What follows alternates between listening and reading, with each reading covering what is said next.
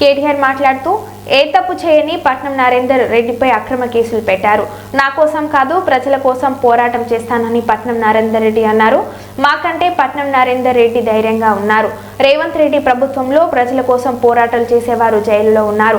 అరాచకాలు అక్రమాలు చేసేవాళ్ళు బయట ఉన్నారు. రేవంత్ రెడ్డి సొంత నియోజకవర్గంలో మాజీ సర్పంచ్ ఇంటికి అడ్డంగా గోడ కట్టి రేవంత్ రెడ్డి ఆయన బ్రదర్స్ వేధించడంతో వేధింపులు తట్టుకోలేక ఆత్మహత్య చేసుకున్నాడు. రేవంత్ రెడ్డి నియంత పాలన సాగదు. నీ నియంత పాలన నీ నియోజకవర్గం నుండే ప్రారంభమవుతుంది. రైతుల కోసం బీఆర్ఎస్ పార్టీ పోరాటం ఆగదు అని అన్నారు. వాళ్ళ కోసం పోరాటం చేయండి. మా కొడంగల్ రైతుల పక్షాన నిలబడండి. మా కొడంగల్ గిరిజనుల కోసం కొట్లాడండి. మా కొడంగల్లోని దళిత బలహీన వర్గాల రైతుల భూములు గుంజుకుంటున్నారు. అక్కరలేని ఫార్మా విలేజ్ను రుద్దుతున్నారు అని చెప్పి ఆయన బాధపడుతూ ఉన్నాడు.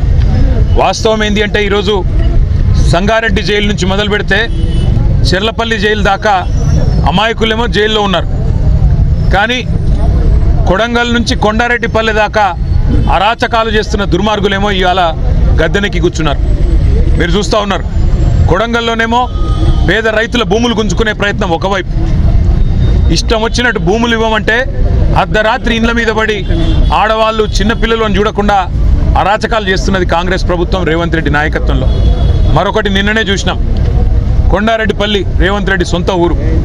ఒక మాజీ సర్పంచ్ పెద్ద ఆయన సాయిరెడ్డి 85 ఏళ్ళు ఇదే రేవంత్ రెడ్డి కోసం మన ఎలక్షన్లో కూడా తిరిగిండు, ఓట్లు వేయించిండు. అట్లాంటి పెద్ద ఆయన మీద కూడా ఇవాళ పగబట్టి ఆయన ఇంటికి అడ్డంగా గోడ కట్టి తవ్వలేకుండా చేస్తే ఆ శోభ, ఆ అవమానం సొంత ఊరిలో సర్పంచ్గా పనిచేసిన ఊరిలో పేద రైతులు ఎవరైతే చెయ్యని తప్పుకు కేవలం మా భూమి ప్రభుత్వం దౌర్జన్యంగా గుంజుకుంటే ఊకోము ఇయ్యము అన్న ఒకే ఒక్క మాటకి ఇవాళ జైళ్లలో మగ్గుతున్న ఆ కుటుంబాలకు మేము ఒకటే చెప్తా ఉన్నాం, మీరు భయపడాల్సిన అవసరం లేదు. మీ వెనుక కేసీఆర్ ఉన్నాడు. తప్పకుండా న్యాయం ధర్మం గెలుస్తుంది. న్యాయస్థానంలో కొట్లాడదాం. మిమ్మల్ని రేవంత్ రెడ్డి 4 రోజులు జైల్లో పెడతాడేమో కానీ తప్పకుండా భవిష్యత్తులో మళ్ళీ రేవంత్ రెడ్డికి రాజకీయ భవిష్యత్తు లేకుండా చేసే గుణపాఠం చెప్పవలసిన బాధ్యత మన మీద ఉన్నదనే మాట కూడా రాష్ట్రంలోని పేద గిరిజన బలహీన వర్గాల రైతాంగానికి విజ్ఞప్తి చేస్తూ మీ అందరికి కూడా పాత్రికేయ మిత్రులకు కూడా ధన్యవాదాలు. ఈ పేదల పోరాటాన్ని ప్రజలకు తెలియజేసే విధంగా చెబుతున్నందుకు, చూపెడుతున్నందుకు మీడియాకు కూడా మా అందరి తరఫున కూడా ధన్యవాదాలు తెలియజేస్తా ఉన్నాం. Thank you. కొడంగల్ మాజీ శాసనసభ్యుడు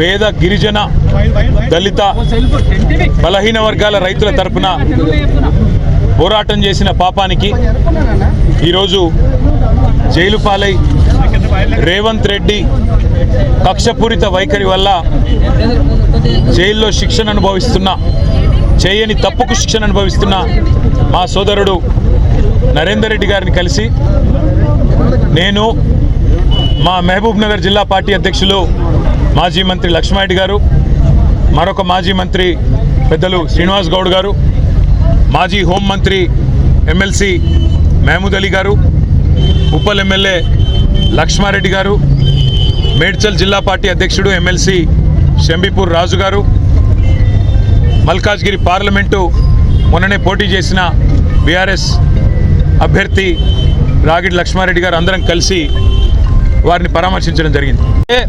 సొంత కాన్స్టిట్యున్సీ అయితే నీ సామ్రాజ్యమా? నువ్వేమైనా రారాజువా? నువ్వేమైనా చక్రవర్తివా? లేక 1000 ఏళ్ళు బతకనికి వచ్చినవా?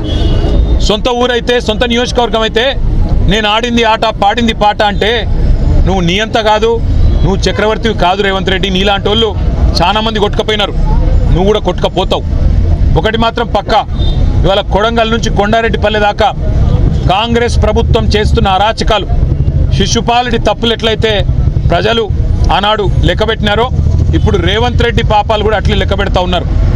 భూ కుంభకోణాలు, ఫార్మా విలేజ్ల పేరిట చేస్తున్న దౌర్జన్యాలు, పేద గిరిజన రైతుల మీద, వారి కుటుంబాల మీద అర్ధరాత్రి బందిపోట్లను పట్టుకునేటప్పుడు పోయినట్టు 100 మంది పోలీసులు పోయి దాడి చేయడం, విచ్చలవిడిగా అధికారం ఉంది కదా అని చెప్పి ఇవాళ సాయిరెడ్డి గారు కానీ అనుముల గురవారెడ్డి కానీ ఆత్మహత్యలు చేసుకునే విధంగా వారి మీదకి ఒత్తిడి తెచ్చి సొంత గ్రామంలో చేస్తున్న అరాచకం, ఇవన్నీ కూడా పాపం పండే రోజు దగ్గరలోనే ఉన్నది. నీకంటే పెద్ద పెద్ద నియంతలు కూడా కొట్టుకపోయినారు.